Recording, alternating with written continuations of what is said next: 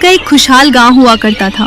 वहां के लोग अपनी मेहनत के लिए जाने जाते थे। दिन भर खेतों और कारखानों में पसीना बहाने के बाद जब वे शाम को थक हार कर घर लौटते तो सबकी मंजिल एक ही होती, माखन लाल का ढाबा। माखन लाल के हाथ की बनी चिकन तंदूरी का स्वाद ऐसा लाजवाब था कि उसकी खुशबू पूरे गांव में फैली रहती थी। आलम ये था कि सिर्फ गांव वाले ही नहीं बल्कि दूर दराज के शहरों से भी लोग खास तौर पर इस जायके का लुत्फ उठाने यहाँ खींचे चले आते थे। एक दोपहर की बात है जब सूरज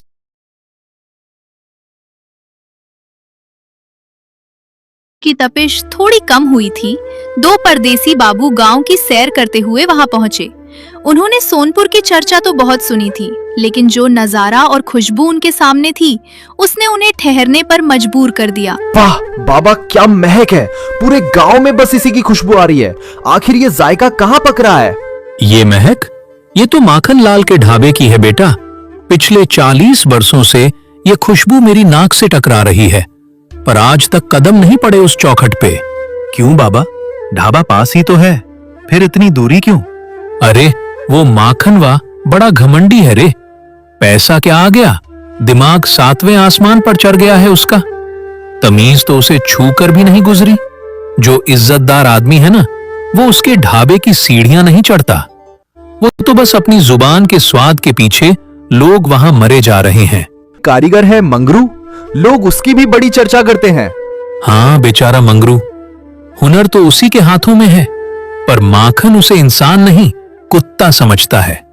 सरेआम उसे ओए और अबे तबे करके दुत्कारता है। मंगरू की मां बिस्तर पर पड़ी है, दवाई के पैसे चाहिए, इसीलिए उस जल्लाद की गालियां सुनता रहता है। वरना उस ढाबे के सिवा गांव में कोई और काम भी तो नहीं है। इस महक का हिसाब होना चाहिए। आप हमारे साथ चलिए, हम देखते हैं कि वो माखन लाल कितनी ऊंची आवाज में बात करता है। अरे नहीं बेटा, कहां मैं उस बदतमीज के मुंह लगूंगा। अकेले नहीं बाबा, हमारे साथ चलिए। आज आपको माखन लाल की चिकन तंदूरी भी खिलाएंगे और उसे तमीज का पाठ भी पढ़ाएंगे। चलिए। ठीक है बेटा, तुम कहते हो तो चलो। आज देख ही लेते हैं कि उसके घमंड का तड़का कितना तेज। ये किसे उठा लाया रे यहाँ? मैंने पहले ही कहा था ना कि ये सफेद दाढ़ी वाली शक्ल मेरे ढाबे के आसपास भी ना दिखे। यहाँ सिर्फ पैसे वालों की जगह है, खैरात बांटने की नहीं। तमीज से बात कीजिए माखन लाल जी, ये हमारे साथ आए हैं और मेहमान हैं हमारे। अरे बाबूजी, आप शहर से आए हैं, आप बैठिए ना। आपके लिए तो मखमल वाली कुर्सी लगवा दूं। खैर छोड़िए, हुक्म कीजिए, क्या सेवा करूं आपकी? सेवा बाद में, पहले 3 प्लेट चिकन तंदूरी लगाओ। एक मेरे लिए, एक मेरे भाई बंसी के लिए और एक इन बाबा के लिए। जी अभी लगवाता हूं। ओए मंगरू, ओए साले नालायक बदतमीज कुत्ते, मर गया क्या? सुनाई नहीं दे रहा? 3 प्लेट लगानी है, हाथ चला जल्दी वरना खाल खींच लूंगा तेरी। अब क्या मैं मालिक होकर खुद प्लेट लगाऊंगा? हराम की रोटियां तोड़ता है दिन भर। माखन लाल, ये क्या तरीका है? ये तुम्हारा कारीगर है, कोई जानवर नहीं। एक इंसान से ऐसी गंदी जुबान में बात करना क्या शोभा देता है तुम्हें? आप अपना काम देखिए, मैं इसे पैसे देता हूँ, मुफ्त में नहीं खिला रहा। ये मेरा गुलाम है, मेरी मर्जी चलेगी यहाँ। जैसे मन करेगा वैसे बात करूंगा। अगर खाना है तो चुपचाप खाइए, नहीं तो रास्ता नापिए। मुझे किसी की सीख की जरूरत नहीं है। बस बहुत हुआ, हमें नहीं खाना तुम्हारे हाथ का खाना जिसमें इंसानियत की महक ही ना हो। याद रखना माखन लाल, पैसा और ढाबा होने का मतलब ये नहीं कि तुम किसी की मजबूरी का मजाक उड़ाओ। आज हम जा रहे हैं, लेकिन 1 महीने के अंदर अगर तुम्हारी ये गर्मी और घमंड खत्म ना कर दिया तो मेरा नाम बंसी लाल और इसका नाम मुंशी लाल नहीं। जहर में जाकर बाबूगिरी झाड़ना ये मेरा।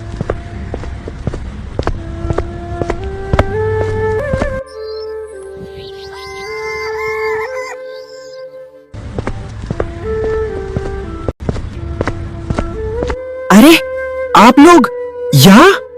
मेरे इस गरीब के घर में आप कैसे? देख बेटा मंगरू, तेरे कितने नेक दोस्त आए हैं। भगवान के भेजे हुए फरिश्ते हैं ये दोनों। दोस्त? हाँ माँ, मैं इन्हें जानता हूँ, पर ये यहाँ? बेटा, ये बाबूजी ना सिर्फ मेरे लिए कीमती दवाइयाँ लाए हैं, बल्कि मुझे अपनी गाड़ी में बिठाकर बड़े अस्पताल भी ले गए थे। अब मुझे बहुत आराम है। आपने मेरी माँ की जान बचाई है। मैं उम्र भर आपका गुलाम रहूंगा। पर आप जैसों को इस टूटी झोपड़ी में आने की क्या जरूरत थी? मंगरू, गुलामी तो तू माखन लाल की कर रहा है। हम तो तुझे भाई बनाने आए हैं। सुन, मेरा बड़ा भाई बंसीलाल कल काम के सिलसिले में शहर लौट रहा है, लेकिन मैं यहीं गांव में रुकूंगा। आप उसे नहीं जानते। वो आदमी बहुत बुरा है। उसकी पहुंच बहुत ऊपर तक है। बड़े बड़े रसूख वाले लोग उसके ढाबे पर आते हैं। वो हमें बर्बाद कर देगा। अरे, पहुंच उसकी नहीं, तुम्हारे हाथों के हुनर की है मंगरू। लोग उसके पास नहीं, तुम्हारे चिकन तंदूरी के स्वाद के लिए आते हैं। बस तुम थोड़ी हिम्मत बनाओ, फिर देखो वो कैसे घुटनों पर आता है। ठीक है बाबूजी, अगर आप मेरा साथ दे रहे हैं तो मैं भी पीछे नहीं हटूंगा। कल मैं ढाबे पर जाकर अपनी पिछले महीने की बकाया मजदूरी लेकर आता हूँ। सही फैसला है। तू कल अपना हिसाब कर ले। मैं कल दोपहर को यहीं तेरे घर आऊंगा, फिर हम अपनी अगली चाल चलेंगे। जी बाबूजी, कल मिलते हैं।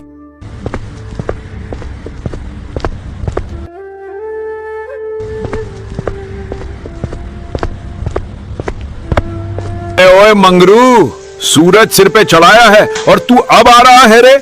इतना लेट क्यों हो गया? क्या हुआ? वो तेरी बीमार बुढ़िया मरमुरा तो नहीं गई?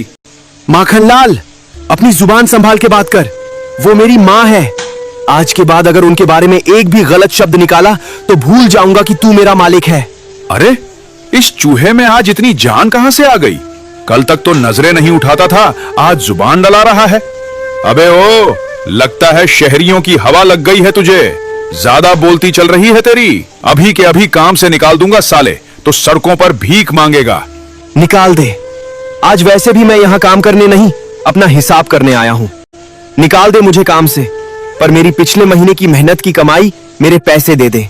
पैसे? तुझे पैसे चाहिए? ऐसे नहीं, अभी जूते और लात खाएगा तू।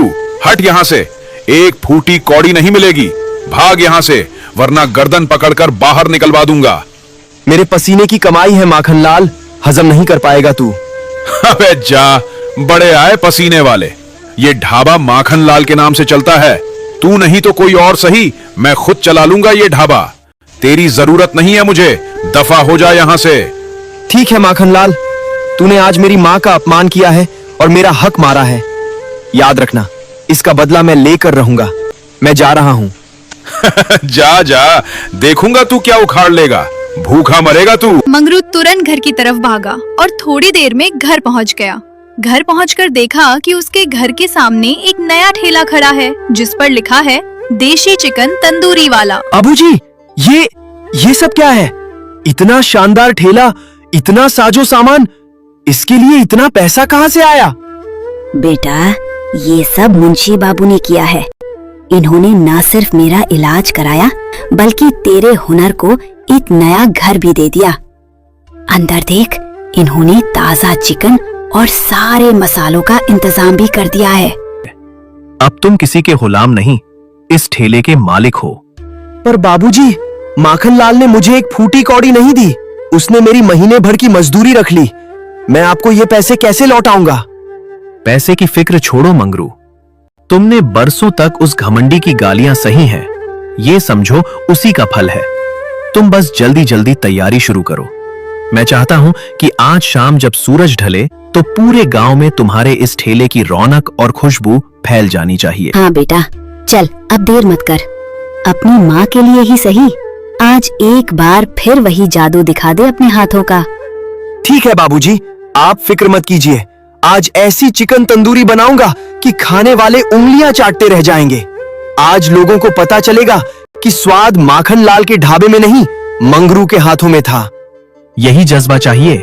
चलो मंगरू, आंच दहकाओ, आज इतिहास बदलना है। फिर अपने देशी अंदाज में चिकन तंदूरी बनाना शुरू करता है और फिर थोड़ी देर में ही चिकन तंदूरी बनाकर अपना ठेला गांव के चौपाल पर लगा देता है। वाह भाई वाह, ये खुशबू तो सीधे कलेजे को छू रही है। क्यों सरला, मैंने कहा था ना कि ये महक कुछ अलग ही है। सच कह रहे हो काका। माखनलाल के ढाबे की खुशबू में तो अब सिर्फ जलन आती थी, पर यहाँ तो असली मसालों का जादू है। मान गए बाबूजी, आप बड़े जिद्दी आदमी निकले। आपने तो रातों रात मंगरू की तकदीर ही बदल दी। पर एक बात बताइए। पूछिए काका, क्या बात है? माखन लाल तो 70-80 रुपए से कम बात नहीं करता था। क्या इस शाही महक का स्वाद हम गरीब लोग चख पाएंगे? रेट क्या रखा है? काका, ये ठेला अमीरों के घमंड के लिए नहीं, अपनों के पेट के लिए लगा है। बस 30 रुपए प्लेट है। क्या सिर्फ 30 रुपए? मंगरू बेटा, इतने में तो माखन लाल पानी भी ना पिलाए। बस अपनी माँ की दुआएं और आप सबका प्यार चाहिए। 30 रुपए में भरपेट स्वाद मिलेगा, ये मंगरू का वादा है। दोनों साथ मिल सकते हैं। लगाओ मंगरू, पहली प्लेट काका के लिए लगाओ। अरे बिल्कुल, एक नहीं 2 प्लेट लगा बेटा। आज बरसों बाद बिना डरे और बिना बेइज्जती सहे जी भर के चिकन तंदूरी खाऊंगा। मेरे लिए भी एक प्लेट पैक कर दे मंगरू, घर पर सब राह देख रहे होंगे। माखन लाल का तो आज दिवाला निकलना पक्का है। अभी लीजिए भौजी, आज की तंदूरी में स्वाद भी है और माखन लाल के घमंड का तड़का भी। शुरुआत हो चुकी है मंगरू। देखो, उधर ढाबे की चिमनी से धुआं तो निकल रहा है, पर ग्राहक सब यहाँ खड़े हैं। मगरू के ठेले पर अब लोगों की भीड़ उमड़ने लगी, लेकिन उधर माखन लाल के ढाबे पर सिर्फ 1-2 ग्राहक ही थे। आज क्या बस्ती में कोई मातम पसरा है जो कोई यहाँ मूंछ दिखाने भी नहीं आया? तू बता, बाकी लोग कहाँ गायब हैं? अरे माखनलाल भाई, किसी को कुछ नहीं हुआ, सबके सब चौपाल पर जमा हैं। चौपाल पर? वहाँ क्या मदारी का खेल चल रहा है जो सब वहाँ मुंह बाए खड़े हैं? अरे नहीं, वो मंगरू है ना, उसने अपना नया ठेला खोल लिया है। देशी चिकन तंदूरी बेच रहा है वो। मंगरू? उस 2 कौड़ी के नौकर की इतनी औकात कि मेरे सामने दुकान सजा ले? और तुम लोग वहां क्यों नहीं गए? सच कहूं तो मैं गलती से इधर आ गया, उधर तो मेला लगा है भाई। मंगरू सिर्फ 30 रुपए प्लेट दे रहा है। स्वाद तो ऐसा है कि पूरे गांव में वैसी महक पहले कभी नहीं आई। क्या 30 रुपए? साला भीख मांग रहा है या धंधा कर रहा है? इतने में तो मसाला भी नहीं आता। अब जो भी हो, गांव वाले तो वहीं टूट पड़े हैं। सस्ता भी है और मंगरू तमीज से बात भी करता है। अबे साले, मेरे ढाबे पर बैठकर उसकी तारीफ कर रहा है। निकल यहां से, आइंदा दोबारा शक्ल मत दिखाना मुझे। दफा हो जा। ठीक है भाई, जा रहा हूं। वैसे भी तुम्हारे यहाँ अब सिर्फ कड़वाहट बची है, स्वाद तो मंगरू ले गया। ओए मंगरू, तूने अपनी मौत को दावत दी है। कल तक मेरे पैरों की धूल था, आज मेरी बराबरी करेगा? उड़ ले बेटा। 2 दिन में तेरा ठेला मिट्टी में ना मिला दिया तो मेरा नाम माखन लाल नहीं। मैं अभी देखता हूं कि उसकी दुकान कैसे चलती है। ये गांव मेरा है और यहाँ सिर्फ माखन लाल का सिक्का चलेगा। माखन लाल पुलिस के साथ मंगरू की दुकान पर जाता है, लेकिन पुलिस वाला बंशी को देखकर कुछ नहीं बोलता, क्योंकि बंशी शहर के सबसे रईस आदमी का बेटा होता है।